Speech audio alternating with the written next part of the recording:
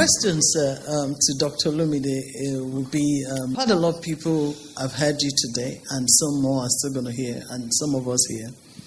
And I think it would be nice if we hear how you got here, sir. Because we get excited when we hear great stuff, and some of us might think, oh, maybe it's too late for me, or someone might think, oh, you don't understand, do you know my age? I don't think anything. And I just think it'd be nice to hear how you multiply things over the years, and you got to a place that we can refer to you as a billionaire. My journey started in 97. I think I shared that yesterday night, 97. And 97 into 98, I had 8 months of an encounter that changed my life. And the simple assignment was to study the lives of rich and wealthy people on the face of the earth. I did that and discovered that principles are universal. Everyone, everywhere in the world, they were all doing the same thing. And I decided that, okay, if this is what they did, I will do the same. And I started doing the same. And in 4 years, I saw the change. So by 2001, it became a mandate. Go teach my people wealth creation. And that's what I've been doing since 2001. So what I've done is I give attention to financial education. So I continue to learn. Number 2, I save. And number 3, when the money is enough, I now invest it into cash flow producing assets. And then I start businesses. So when I started out, I was focused on starting the businesses. But as I grew in understanding, I now co-own businesses. So I invest in businesses. I'm a venture capitalist. So if I just own 10, 20% of it, I'm good. 5%, I'm good. And that's what I've done. And then, so I save, I invest, I own businesses. And then the final thing that I decided to do was to make it global. So when I tested it in Nigeria at work, I started doing that all over the world. So now I have properties and businesses in almost 10 countries of the world. And so that's the journey. It sounds like it just happened for you because your prayer, you read these books and all that. But I'm sure there were times that you got to a place where you want to give up. There were times or the things that you had to do to make it happen. Because we want to walk away from here, just like Pastor Daniel said.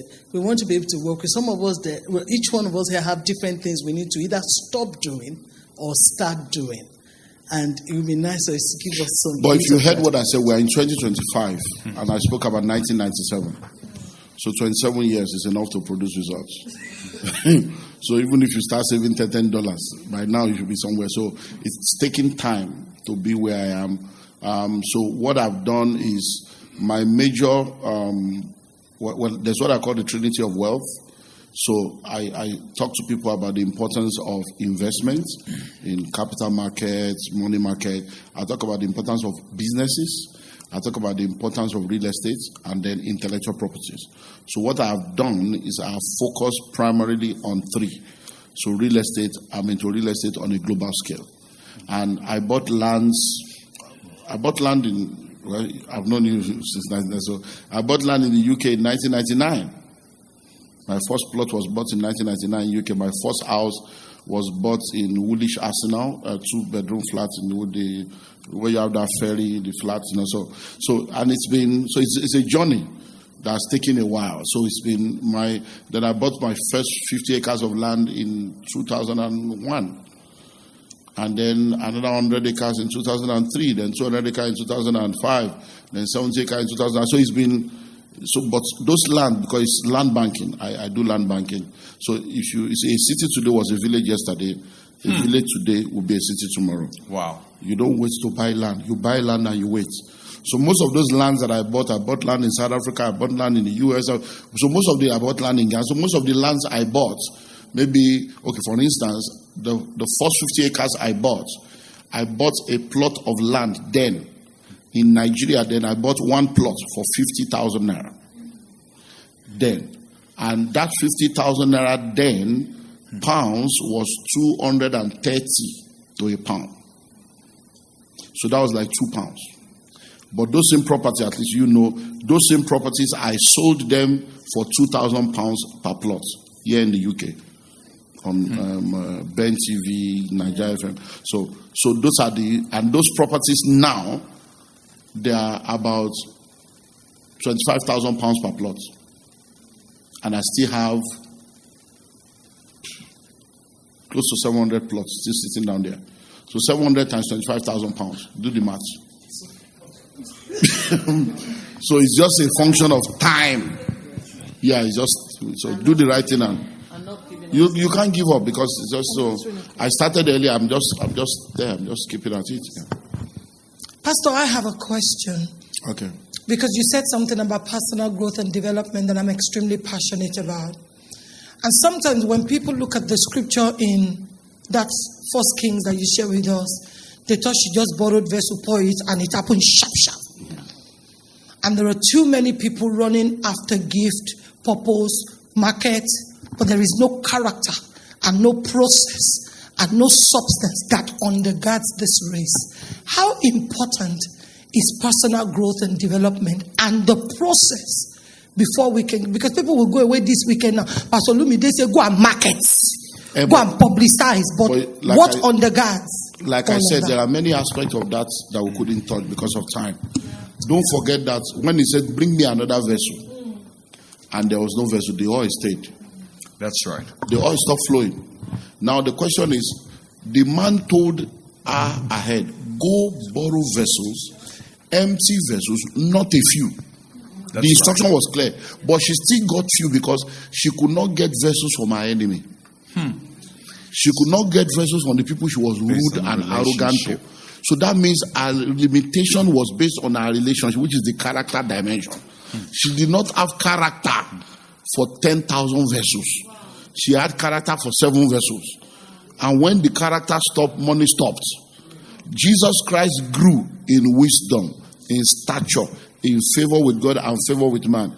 Growing in wisdom is intellectual development, intellectual growth. Growing in stature is physical growth. Going in favor with God is spiritual growth. Growing in favor with man is relational growth. So you need to grow holistically. And that's how you'll be able to be the best version of yourself. You know, Dr. Olumide just touched on something now that I really think we need to listen really, really deep about this issue of relationship.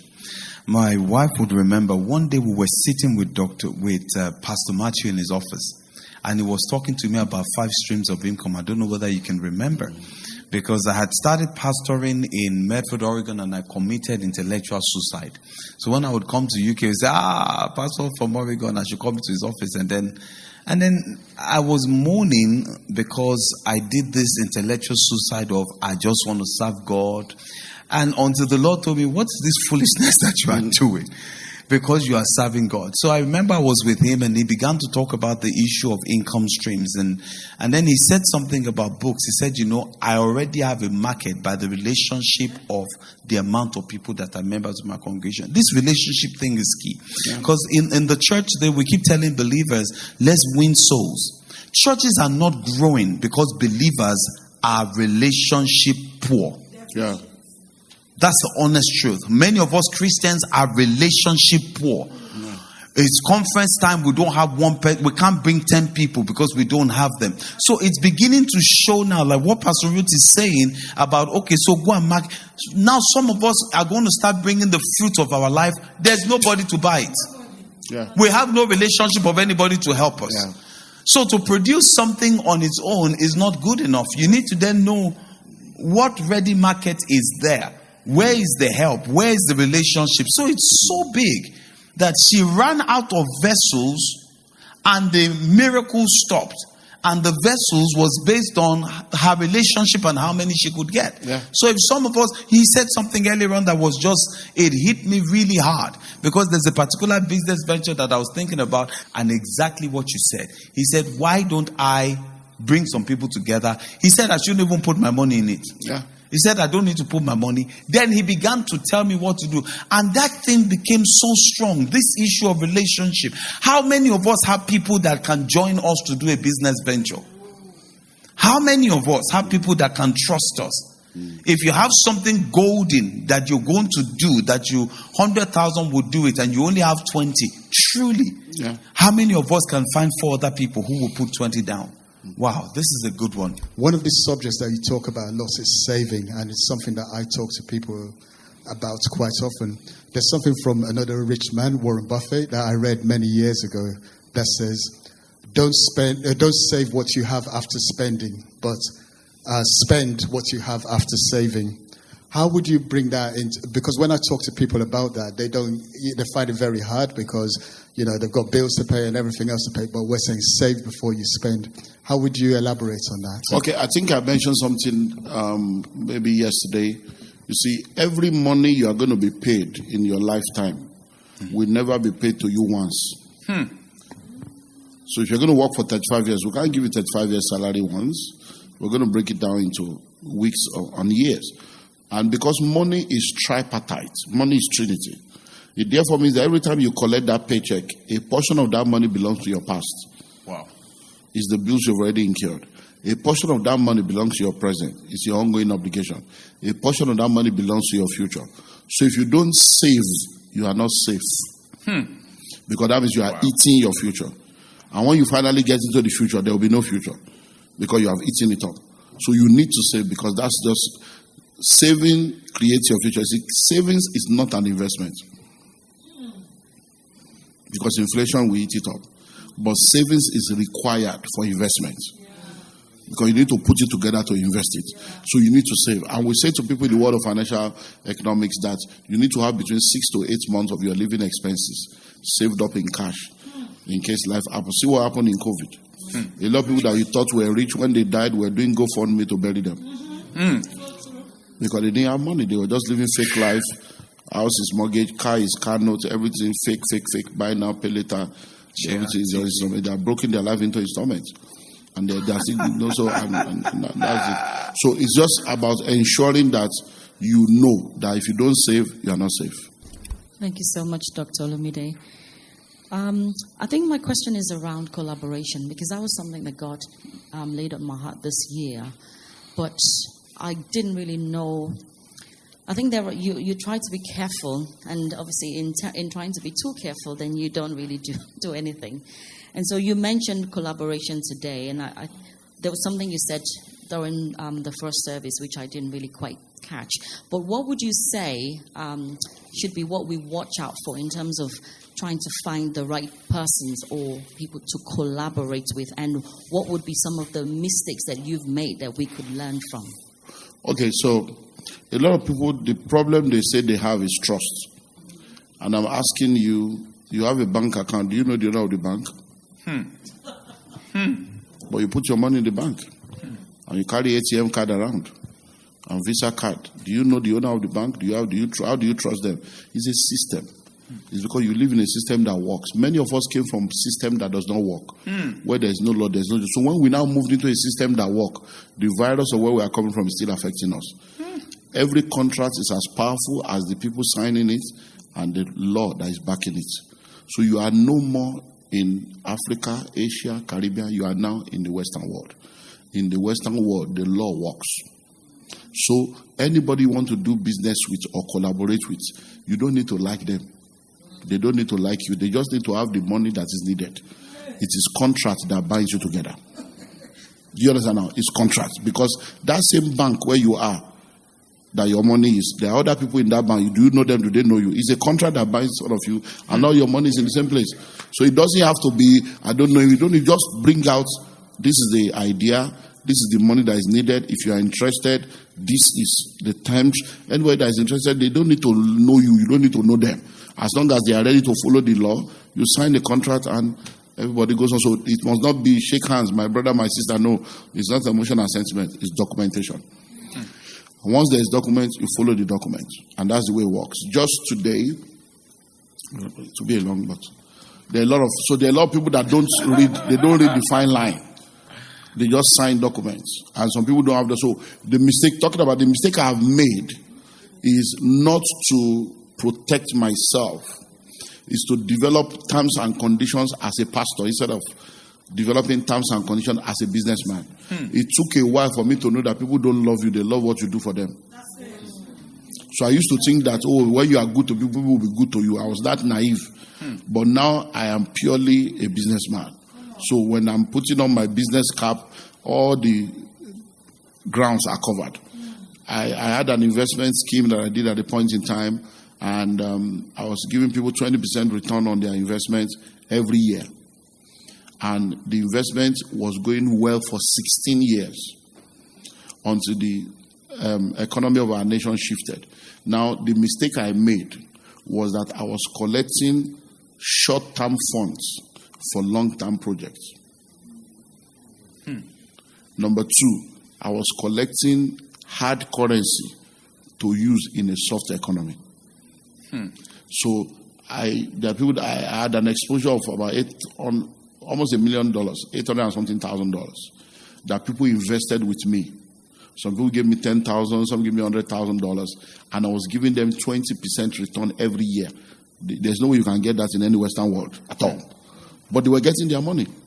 But now, the only reason why they were getting their money was because I was using it for real estate, and I was getting a lot of return. So by the time I still changed my money to dollar, I was giving them. But in 2014, the currency shifted. In our country, it was 160 naira to a dollar. It went to 450. So I went into debt of about $6 million of debt. And then the people that gave me $100,000, which was then $15 million, I was now paying them $45 million to return their $100,000. So that set me back almost 8 billion naira in my own currency, which is like $6 million. And it took me almost 11 years to pay off the debt. And the only reason why that happened was because of the mistake of, number one, I was collecting a short-term fund. Every 1 year, you're giving people 20%, and the house you are building, you finish it in 4 years. So that means you will end up paying 80% for a property. So it was a wrong. Then I was collecting hard currency for a soft economy. So now, I don't do that anymore. So if I'm collecting dollars, I'm spending it in a dollar economy. If I'm collecting pounds, I'm spending it in a pound economy. So that's the way it works. So those are lessons learned. Next one. So my question is basically on back to the savings and investment. So where I personally struggle is if I save towards something or I have a goal, and then of course life happens. It kind of knocks me because it's basically you're putting money with a goal, but then bills, whatever happens, and it then deflates you in the sense of wanting to move forward into investment, or it leaves you in a position where financially you can't invest. So essentially, what my question is how do we then manage that to try to get to the 6% savings that we would need to have for whatever happens in life, but then also manage to, focus on the investment aspect so that we can increase our wealth.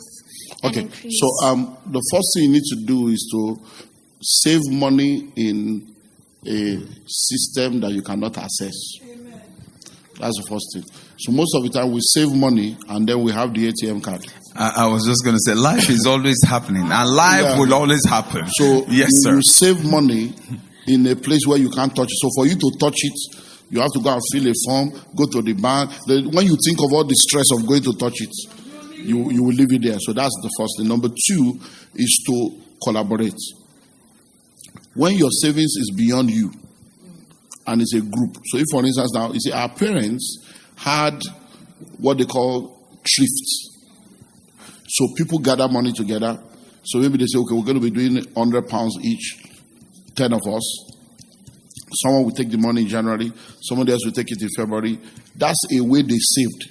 But there's no way they could default because of the communal aspect. So if you want to do that, that's another way to go about it. You can say, okay, let 10 of us come together. I call it wealth creation networks. And let's do £1,000 a month or £100 a month. And in January, so you know that when you are collecting the money, it's bulk enough for you to put into something else. So that's the way that's the way that works. And another way to do that is to also find out if there are investment platforms that you can put the money into. So the money is not coming back to you. So we have what we call bonds, we have treasury bills, we have mutual funds. So instead of you saving it in a savings account, you save it in a mutual fund. You save it in bonds, 60-day bond, 180-day bond. So you know that no matter what, you can't touch it until that 180 days. So those are the ways you go around that.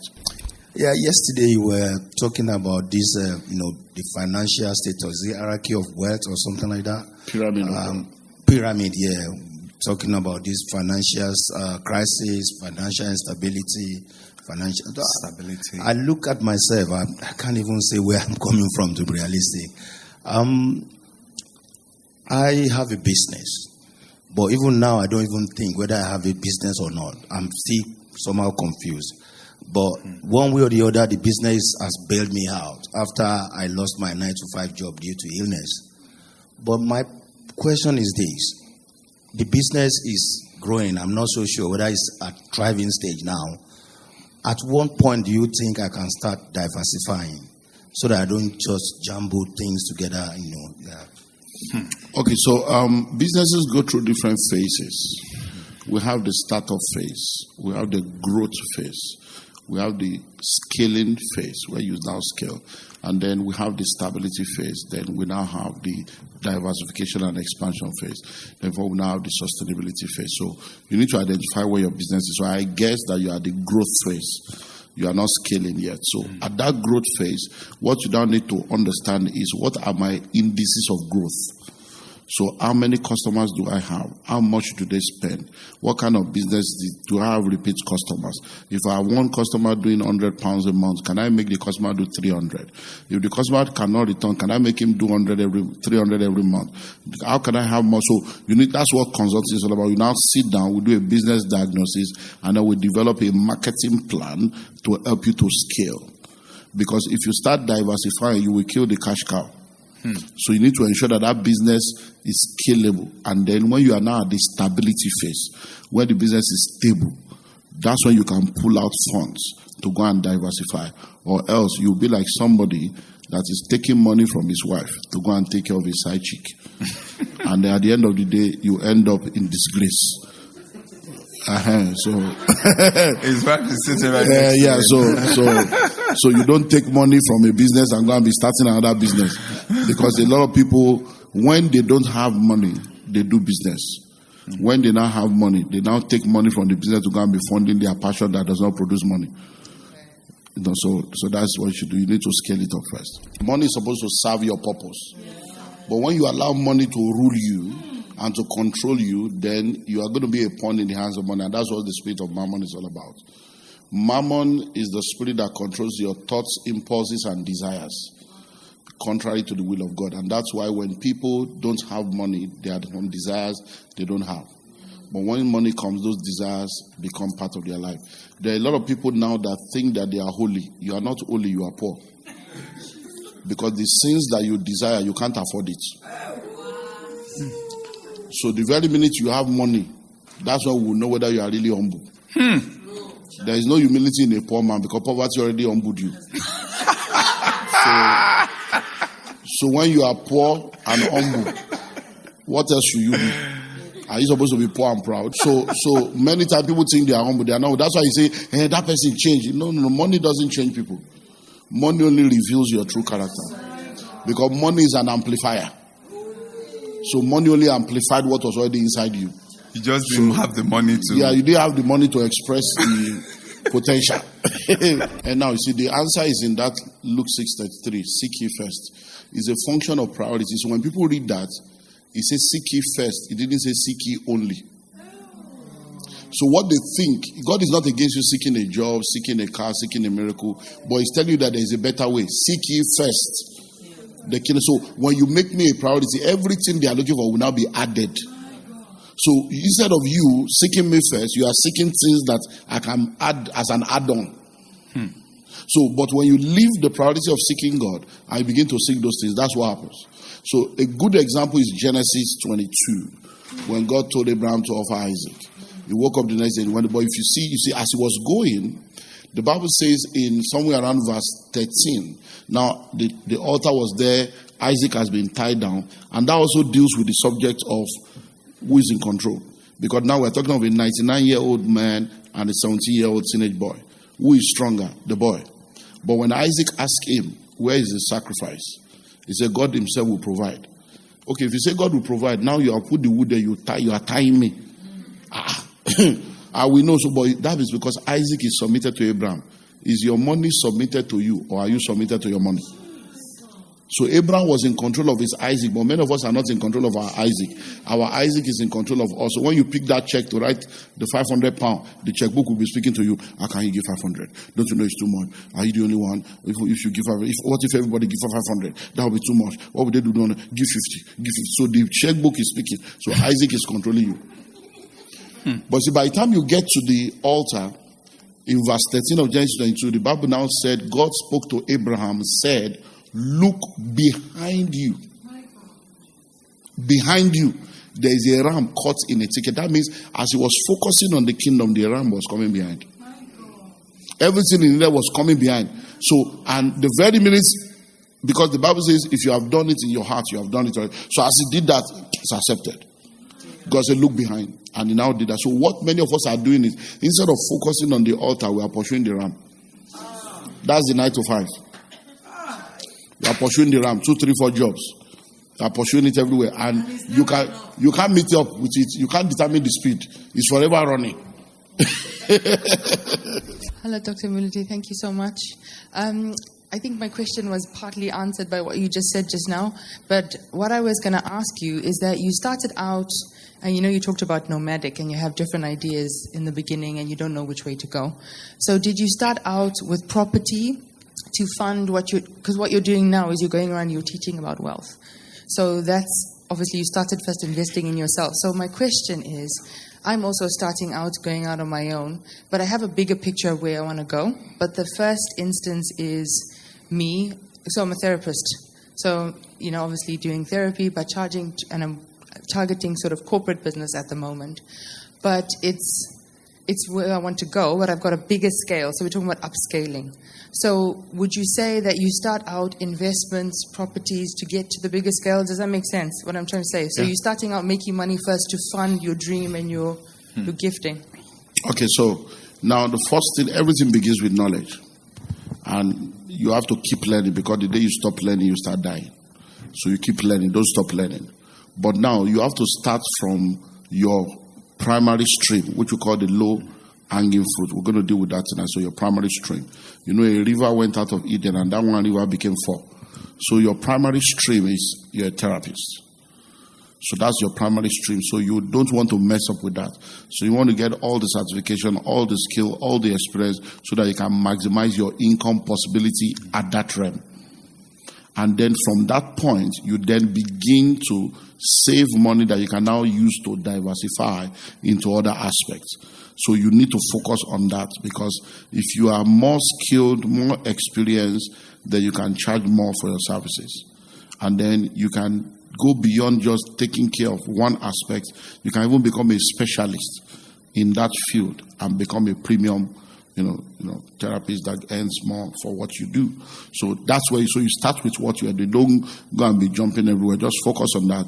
And then from there, you have income that you can now begin to look into what other thing can I put the income into. But I will advise that if you want to stay in that field, even when you want to put income into things, put it into things that will still help that field to grow. So you want to be an author. You want to have a platform where you train other people to do what you are doing. You want to, because for everything you do, there are multiple channels of making money from the same thing. So I can be a public speaker, and I'm speaking on finance. Then I write a book on finance. Then I have a radio program on finance. Then I have an academy on finance. Then I have a mentorship on finance. Then I have a financial investment plan. Then so you can just, it's the same finance. You are now having like 8 things. Because if you leave it and jump around, you will not milk all the possibilities in that one. So being a therapist, there's so much in there. Have you heard of Dr. Phil? You've heard of all these guys on TV. So what stops you from being, even witches have TV program. Even wizards have TV program. So what's it from being able to package yourself, both online, offline, TV, social media, as someone that develop yourself into a personal brand. And if you don't have TV program, if you really know your stuff and you have a YouTube channel, people would subscribe and you'll monetize it. Yeah. Praise God. Last question, please. Thank you, Dr. Olumide, for the amazing knowledge and wisdom you've shared with us. One of the biggest challenges I find as a young man is time management, which I feel a lot of people struggle with as well, because you're trying to do so many things, but you're limited with time.